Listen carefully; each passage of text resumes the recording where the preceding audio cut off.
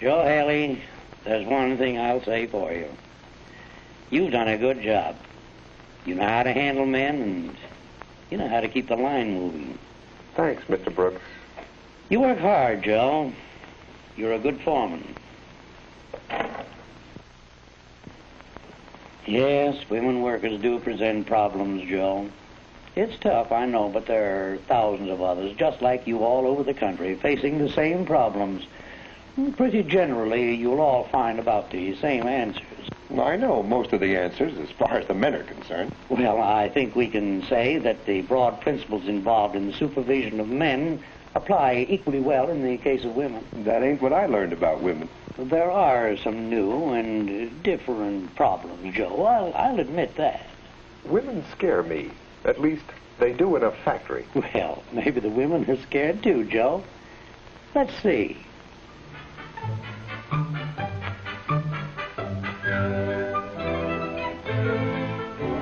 Most of them are working on their first industrial jobs, Joe. It's a totally unfamiliar world.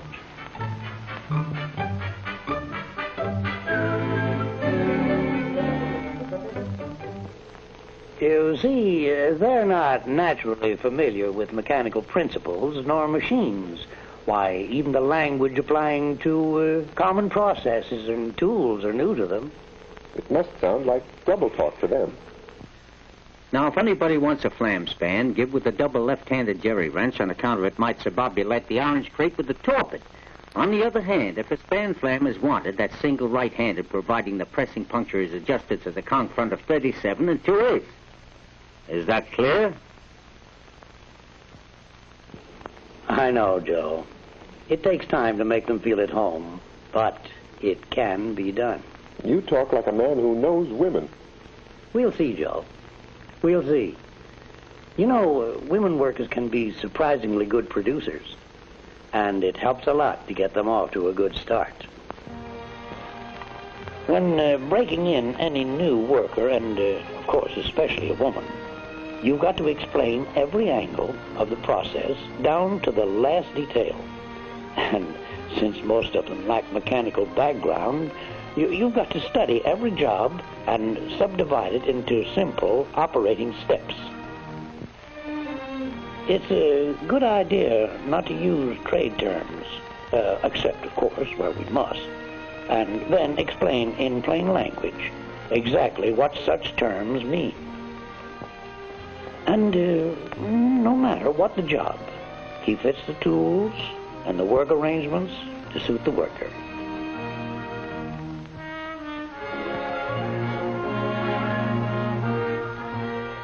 Women workers don't mind routine, repetitive work, and they're particularly good on work that requires high finger dexterity or an unusual sense of accuracy. The inspection foreman did a good job of breaking in those girls. He remembered that what's old stuff to you and me is brand new to them. And I was just thinking what a dub I'd be doing something that's old stuff to my wife, but new to me. Well, like baking a pie. How did it go today, Joe? Oh, all right. You troubled about something? No, everything went all right, Molly, but... You know, I had 7 requests for time off today. Well, I guess women don't realize what it means to stick on the job. Maybe they don't. How was your day? Oh, pretty quiet. I did the washing this morning and cleaned the house. And I took Junior to the dentist. Hmm? And did the shopping. I put up 16 jars of jam this afternoon. Then I went to work on Junior's clothes. Joe, I'm sorry supper's late. Nice going, old lady.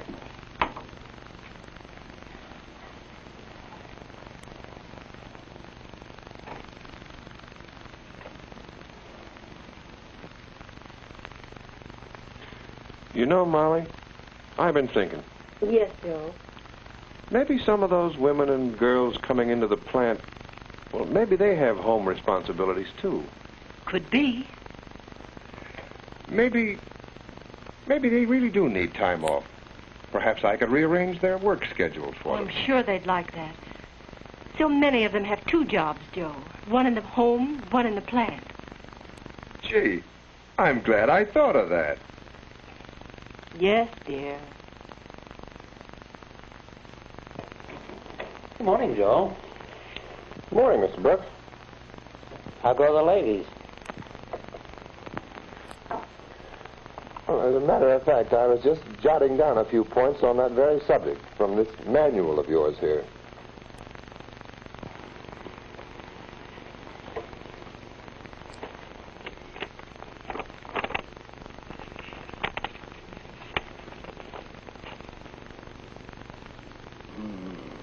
Women are individualistic by nature and are apt to make a personal application of any action, rule, or regulation. You're telling me. The supervisor should scrupulously avoid spending too much time with any individual woman worker, holding everyone to the same standards of performance and avoiding any appearance of favoritism. That's a neat trick, if you can do it. Well, Joe, this all boils down to 4 things to remember. 1, don't mix pleasure with business. 2, women can be awfully jealous of each other. 3, avoid undue familiarity. And finally, women are more sensitive than men. I'll say they're sensitive. Why, only yesterday, after I finished talking to you, Yes? I saw a foreman take it right on the chin when he caught a girl working on her drill press without her safety cap on. Mary, you're supposed to wear a cap when working near a drill press. Well, why pick on me? The other girls aren't wearing their caps. Look, the rule book says wear a safety cap. So put your cap on.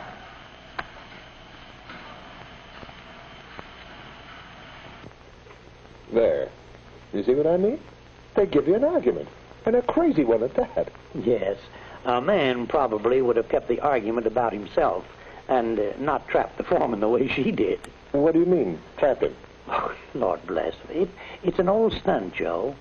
You go after a woman worker on one point, and she switches the issue. Well, why limit that to women? Now, the issue was, why wasn't she wearing a cap? Yeah. And she switched him to the fact that the other girls weren't wearing theirs. And all he did was stand on his dignity. A bit stuffily, I might say. Now, if she had been a man, he wouldn't have laid down a safety rule so arbitrarily. You know, Joe, you've got to tell them the why of every rule, particularly women. Now, suppose he had handled it in this way.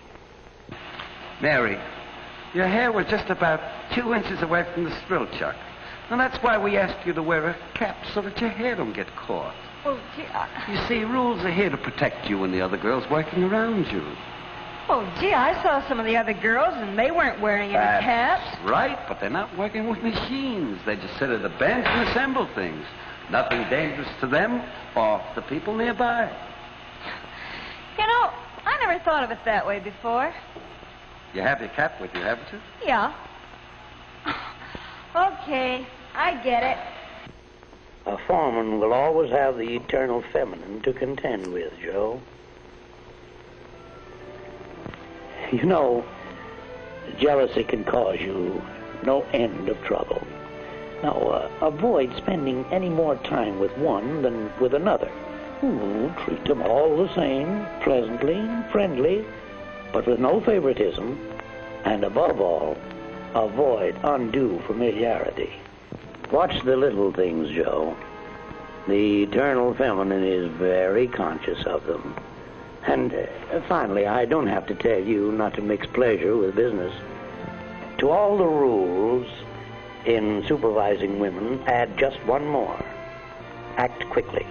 Never let a situation get underway. Remember, Joe, we couldn't have won this without the help of the women in this plant.